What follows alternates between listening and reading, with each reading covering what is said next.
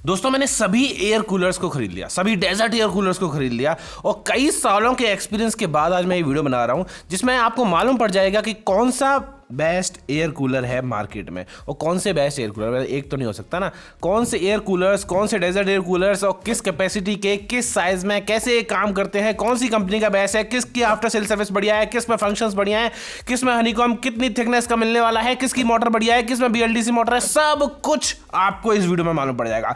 This is your complete air cooler guide in India. चाहे आप north India से देख रहे हो, चाहे आप साउथ इंडिया से देख रहे हो, जहां भी गर्मी पड़ती है, शुष्क गर्मी पड़ती है, बिकॉज जहां पे आर्द्रता वाली गर्मी पड़ती है ना, जहां पे ह्यूमिडिटी वाली गर्मी पड़ती है ना, वहां पर एयर कूलर्स काम नहीं करते, वहां पे एसी ज्यादा बेहतर रहता है। मेरा नाम है उदित शर्मा, आप देख रहे हैं यूडी रावत और शुरुआत से बिल्कुल 2-3 हज़ार 4 हज़ार से जो कूलर स्टार्ट होते हैं वहां से लेके 20-22 हज़ार 25 हज़ार तक जो भी बढ़िया बढ़िया कूलर आ रहे हैं, बढ़िया बढ़िया ब्रांड्स के साथ में, सबके बारे में बताने वाला हूं। मैं कूलर रिव्यू करने वाला एक परफेक्ट कैंडिडेट हूं बिकॉज जयपुर की चिलचिलाती गर्मी में मैं 15-20 साल से रह रहा हूं और मुझे मालूम है कि इंसान को क्या चाहिए एक भयंकर गर्मी में कूलिंग के लिए। कूलर आपके टेम्परेचर को 28-25 डिग्री तक कर तो देता है, तो उन सब चीजों का सॉल्यूशन आपको इस वीडियो में मिलने वाला है, इसीलिए वीडियो को पूरा देखना। इसके अलावा आपको काफी सारी इंफॉर्मेशन भी मिलेगी कि क्या चीजों को चेक करना चाहिए, जैसे कि हनीकॉम्ब स्ट्रक्चर की थिकनेस, मोटर की क्वालिटी, कॉपर वाइंडिंग या एल्यूमिनियम वाइंडिंग, बिकॉज आज का जो भी कॉपर वाइंडिंग बोल रहे हैं ना 2000 में, वो नहीं दे रहा है, एल्यूमिनियम वाइंडिंग आ रही है।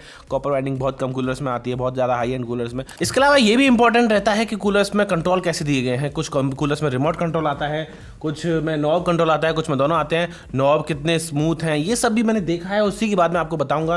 वैसे ज़्यादातर कूलर्स में अच्छे खासे नॉब्स आते हैं जिनको आप इजीली रोटेट करके कूलर की फैन की स्पीड को सेट कर सकते हो अगर आपको बहुत ज़्यादा कूलिंग नहीं चाहिए तो। ये सब काम की चीज़ें होती हैं जो हज़ारों रिव्यूज़ यूट्यूब पर मिल जाएंगे, लेकिन सब लोग नहीं बताते हैं।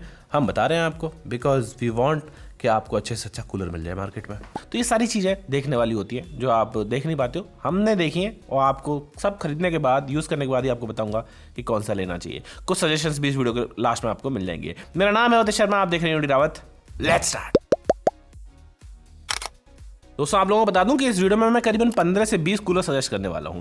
जो भी बेस्ट एयर कूलर्स है ना, वो यहाँ पे व्यू प्रोडक्ट आता है, उस व्यू प्रोडक्ट पे क्लिक करके आप कभी भी खरीद पाएंगे, कोई इशू आपको आएगा नहीं। सबसे पहले मैं समझाने की कोशिश करता हूं कि air coolers, desert air coolers हवा ठंडी देते कैसे। Air coolers direct evaporative cooling पर काम करते हैं। जब गर्म और सूखी हवा गीले कूलिंग पैड से गुजरती है तो हवा की हीट पानी सोख लेता है और हवा ठंडी निकलने लगती है और आपका रूम ठंडा हो जाता है। अगर 45 डिग्री की सूखी गर्मी है और ह्यूमिडिटी 30% है तो एक अच्छा डेजर्ट कूलर उसको 28.5 डिग्री तक गिरा सकता है, सीधा 17 डिग्री का ड्रॉप, जो कि काफ़ी सही हो जाता है बिकॉज राजस्थान में ना बहुत गर्मी पड़ती है एंड 45 से तो ऊपर पड़ी जाती है, 40, 42, 45 चलता है मई जून के महीने में।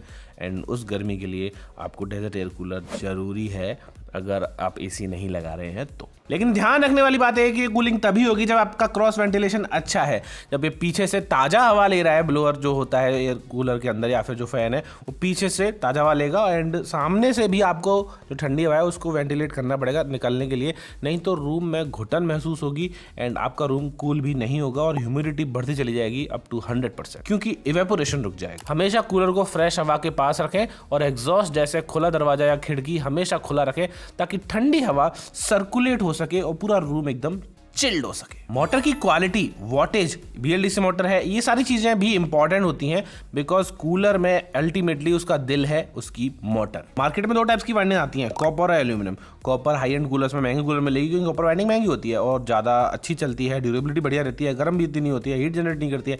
एल्यूमिनियम वाली हल्की होती है, करीबन 50 से 60-70% तक वो हल्की होती है, ज़्यादा जल्दी गर्म हो जाती है, खराब भी हो जाएगी, लॉन्जेविटी इतनी अच्छी नहीं रहेगी। लेकिन ऐसा नहीं है कि बिल्कुल ही खराब हो जाएगी, अच्छी होती है, वो भी इतनी बुरी नहीं होती है।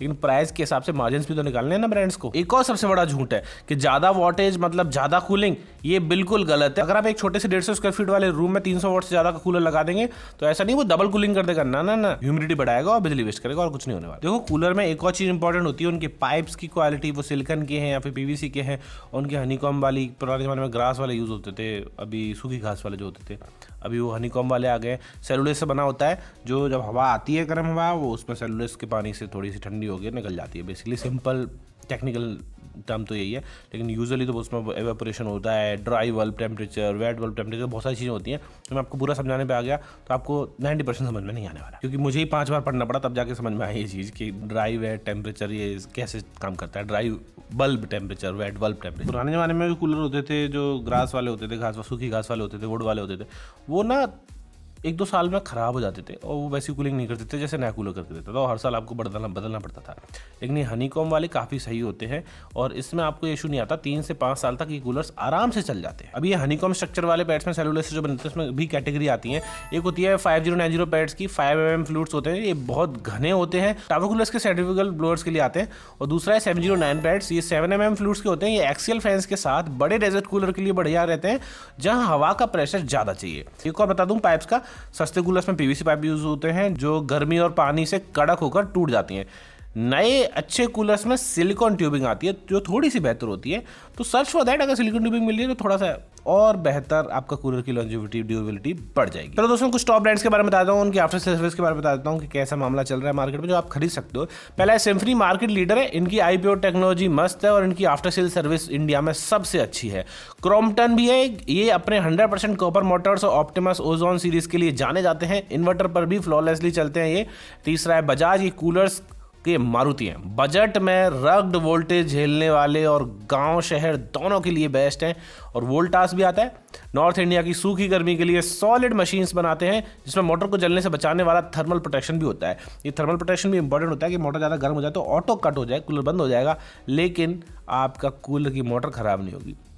आजकल हर चीज़ों में टेक्नोलॉजी आती है, फ़ोन्स में भी आती है कि भाई फ़ोन की बैटरी ज़्यादा गर्म हो जा रही है तो चार्जिंग को बंद कर देगी या फिर फ़ोन को शट डाउन कर देगी, बट फ़ोन में कोई आग नहीं लगने देगी। तो ये थर्मल प्रोटेक्शन होनी चाहिए, check out for that also. और लास्ट है नोवामैक्स, ये ब्रांड नई है पर हैवी ड्यूटी कमर्शियल सेगमेंट में इनका कोई मुकाबला नहीं है। अगर इंडस्ट्रियल टाइप कूलर चाहिए तो नोवामैक्स बेस्ट है। बाकी कुछ और भी नए ब्रांड्स हैं, कैनस्टार, वोल्टास, बैको, फ्लिपकार्ट के भी कुछ 1-2 ब्रांड्स हैं जो काफ़ी अच्छा काम कर रहे हैं, मैं उनके भी कुछ सजेशंस दे दूंगा, लेकिन ओवरऑल जो बढ़िया सजेशंस हैं वो अब शुरू होने वाले हैं। सबसे पहला जो आएगा वो एंट्री लेवल का आएगा। एंट्री लेवल के पर्सनल सॉल्यूशंस हैं अंडर 9000 रुपीज़ के, छोटे रूम्स रहेंगे अप टू 150 स्क्वायर फीट में, ये आराम से काम करेंगे। ये पर्सनल यूज़ के लिए है, पर्सनल एयर कूलर ऑब्वियसली आपके मतलब आप एक इंसान को ठंडा करना है और रूम को ठंडा करना है तो डेजर्ट एयर कूलर यूज़ करोगे।